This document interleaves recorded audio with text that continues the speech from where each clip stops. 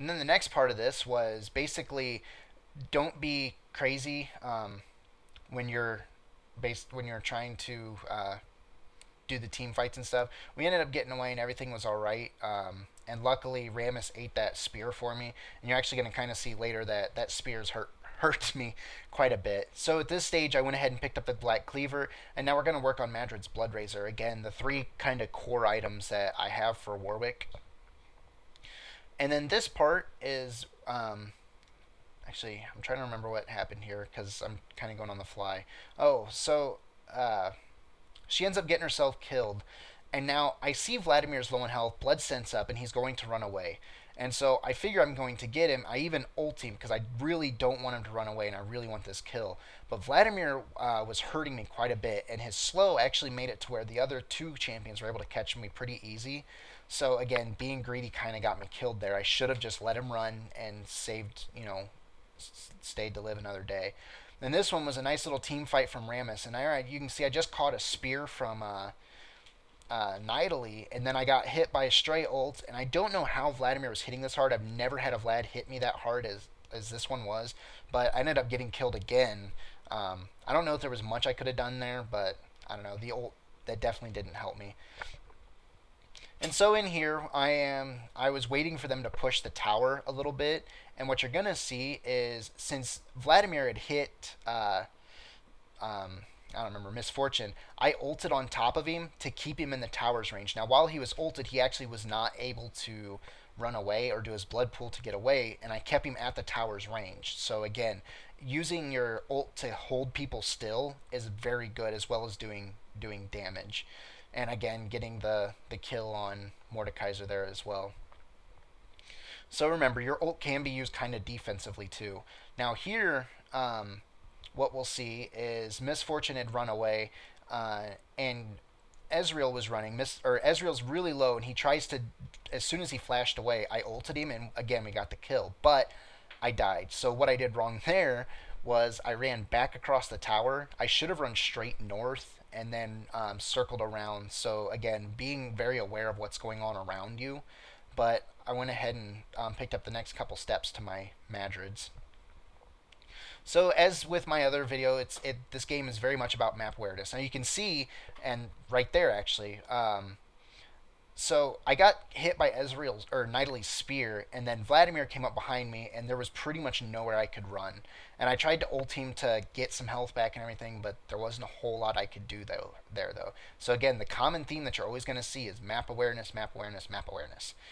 And now, again, as with before, actually, you can see Nidalee's spear hurts a lot.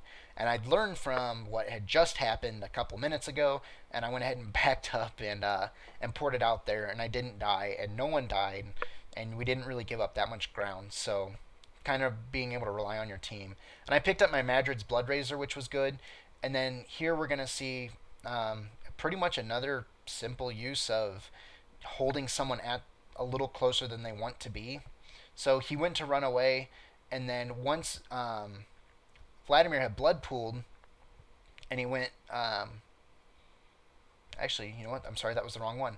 So I guess I just went up there, and then we. Oh yeah, I was showing you all the kills. So I went up there, and I kind of kill stole that one, but oh well.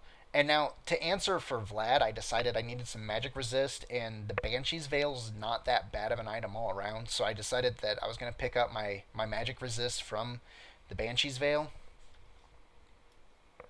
And I grabbed the Banshee's Veil, like I said, basically for the magic resist to try to get an answer for Vladimir. Oh, excuse me.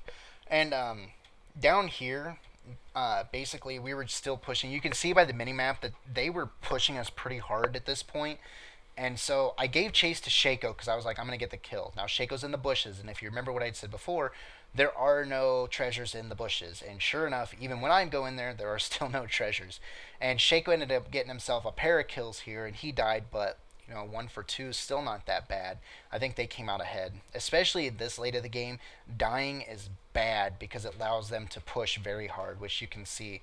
But again, ulting to hold in place. Basically, there wasn't anything Mordekaiser could do. He was being held right next to the tower. Tower got a couple shots in on him. Then we had a nice little push up here. And I should have run back again. I died again when I shouldn't have. I should have left as soon as I got hit, but I went up, got hit by an ult, and then Vladimir was able to just turn around and kill me. So I got my sweet revenge though. After hitting Nidalee, I went ahead and ulted her to allow my team to catch up to her, and she almost got away actually until I got back around the creep, and then I was able to get the kill on her again. And the creep immediately turned on me, but I was able to regenerate most of my health. So the next stage of this was Shaco had been backdooring for quite a bunch of this map, and he was trying to there, but we had pushed him back. And I think this was, oh no, this was my Ezreal kill. So I actually ulted Ezreal to start, but I had exhaust up, so I was still able to catch him. And then we ended up getting 2 kills there and pushing Nidalee back further as it was. And Rammus went out on his own, but we called him back before he got too far. So now here they had been throwing stuff around, and at this point, pretty much any champion can tower dive. Sticking around at half health isn't, you're not going to stop him. And you'll see here, so he was able to blood pool, and I wasn't, as soon as I was in the pool, I didn't go anywhere. So again, I had another death that I could have pretty easily avoided had I just not stuck around where I wasn't going to be useful anyway. But here, once again, not leading with your ult. I went ahead and exhausted him so we could all catch up. He did his Zonga's ring, and then he tried to blood pool out of it. But what you'll see is once he came out of blood pool, he was right in range for ult, and we caught him anyway. And he got the kill. So I cannot stress enough, when you're playing Warwick, if you don't need to start the fight with your ult, don't do it. Start your fight with something else, and then try to end it with your ult. It's so good at chasing people down. And once again, I know I have a lot of me killing these Wraith, but basically I come in here and I kill stuff while I'm waiting for pushes, either on their side or ours. And in this case, we'd actually pushed out pretty far, killed Vladimir, which he was the strongest guy on their team. Got the Mordekaiser kill again, got the ult, which just kind of held him there, and then tried to chase down Nidalee and Ezreal and Shaco were up here, and we ended up having to run away. I show this, and we tried to push the tower down, but there wasn't much we could do beyond that. But still, keeping them on their toes when they are down is great. Actually, you know what? I'm sorry, I lied.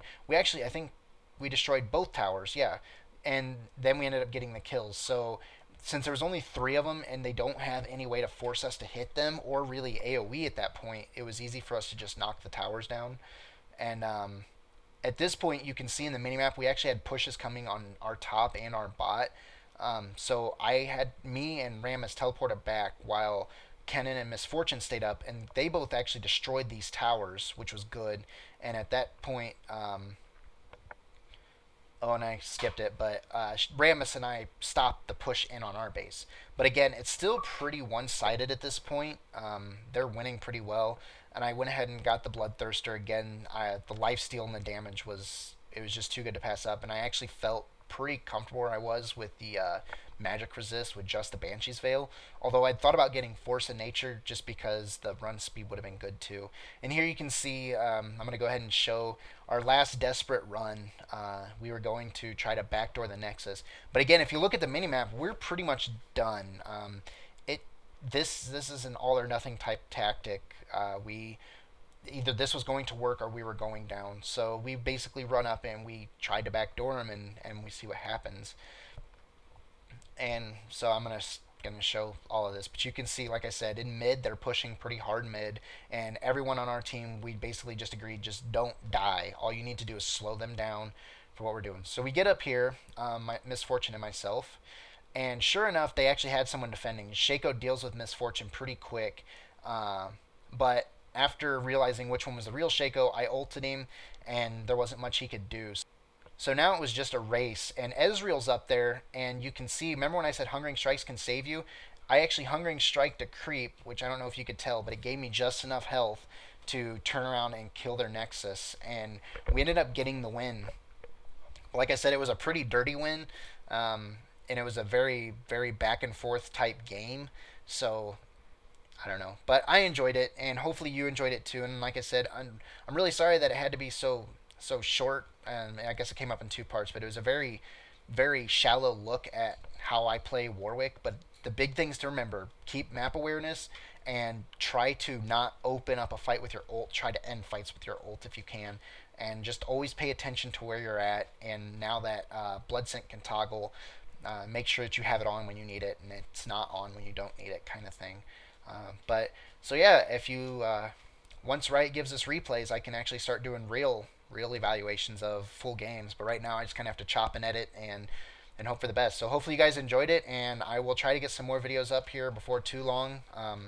Just let me know what you want to see, and I will do my best to comply. So I guess that's it. Talk to you guys later.